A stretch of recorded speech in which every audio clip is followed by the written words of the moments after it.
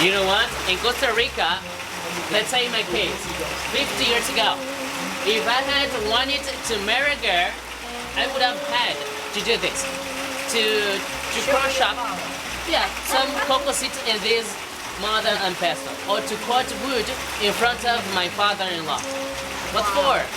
Oh, so my father-in-law could make sure that his beautiful princess was not gonna starve while living with him, that she was gonna be in good hands. So exactly. That was, a good provider, exactly. Today we are gonna realize if we would have convinced your father-in-law or not, or if he would have died alone. We never know. We will see. So we're gonna do this. Do you still remember how we call it?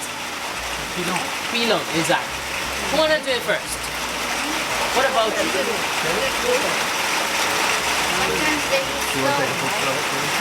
Well, there's another tool. There you go. Pretty good job. Who are you thinking of? I can tell you're thinking of someone. Like your pound. Oh, you haven't taken a picture. That's okay, Okay, we'll get a shot you do it after later. Yeah, I'll do it later. Pretty good job, but nobody's. Thank you very much. Давай, давай. Pura vida, yeah. Pura vida. Pura vida. Yes. Thank you very much. Okay. Blow too.